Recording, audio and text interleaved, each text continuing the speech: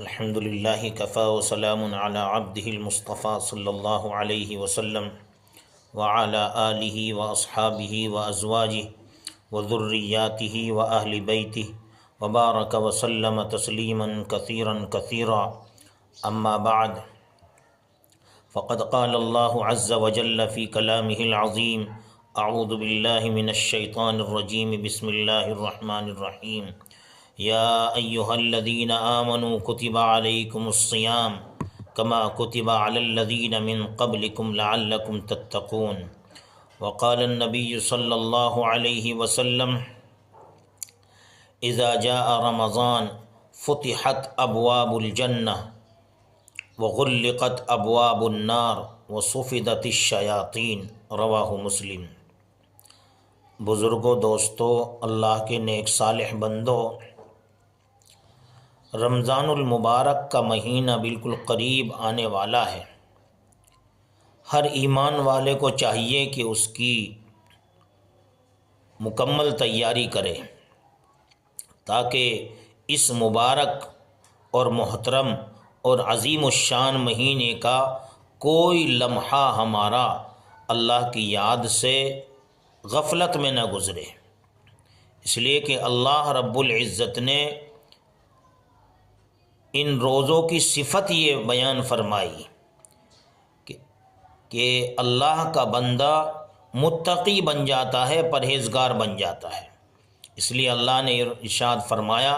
یا ایھا الذین آمنوا کتب علیکم الصیام، اے ایمان والو، اللہ تعالیٰ نے تمہارے اوپر روزوں کو فرض فرمایا ہے۔ کما کتب علی الذین من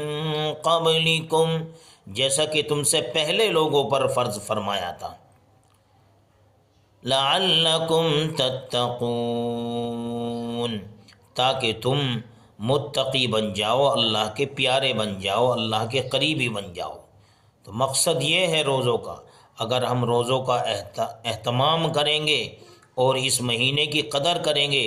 تو 100% قرآن کے اصول کے مطابق ہم اللہ کا قرب حاصل کر لیں گے۔ اور اللہ رب العزت نے اس مہینے کے اندر خاص طور سے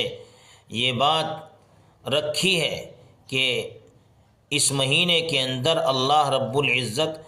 شیاطین کو محصور کر دیتے ہیں، قید کر دیتے ہیں، جنت کے دروازے کھول دیتے ہیں، جہنم کے دروازوں کو بند کر دیتے ہیں۔ اور اللہ کے پیارے پیغمبر نے ارشاد فرمایا کہ من صام رمضان ایمانا واحتسابا غفر له ما تقدم من ذنبی، جو ایمان کے ساتھ ثواب کی نیت سے اللہ پر بھروسہ رکھ کر کے روزے رکھے گا، اللہ اس کے پچھلے گناہوں کو معاف فرما دیں گے۔ ومن قام رمضان ایمانا واحتسابا غفر له ما تقدم من ذنبی، جو رمضان کے مہینے میں قیام کا اہتمام کرے، یعنی تراویح کا اور نوافل کا اہتمام کرے گا، تو اللہ رب العزت اس کی برکت سے اس کے پچھلے سارے گناہوں کو معاف فرما دیں گے۔ ومن قام لیلۃ القدر، اور جو لیلۃ القدر کے اندر اس کا اہتمام کرے، ومن قام یعنی قیام کرے، عبادت کرے، تو اللہ رب العزت اس کی برکت سے پچھلے تمام گناہوں کو معاف فرما دیں گے۔ تو ہمارا مقصد یہ ہے کہ رمضان المبارک جیسے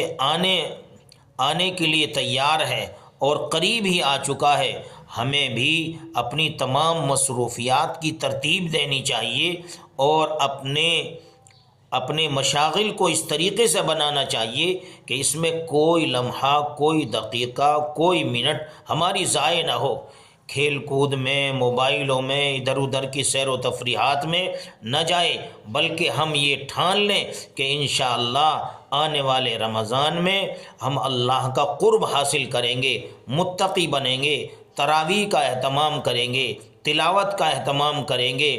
ذکر و اذکار کا اہتمام کریں گے، شب بیداری کریں گے اور قرآن کی کثرت سے تلاوت کریں گے، اس لیے کہ یہ مہینہ تلاوت کا ہے،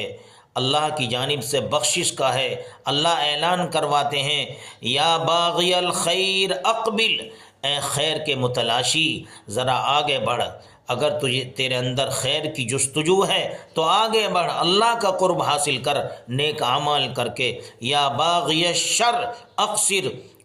اور اے شر کے متلاشی، اے برائیوں کے پیچھے دوڑنے والے، بس کر، اس مہینے کی قدر کر۔ اللہ رب العزت ہمیں صحیح معنوں میں اس مہینے کا احترام اور اس میں عبادت کا اہتمام کرنے کی سعادت نصیب فرمائے۔ وآخر دعوانا ان الحمد للہ رب العالمین۔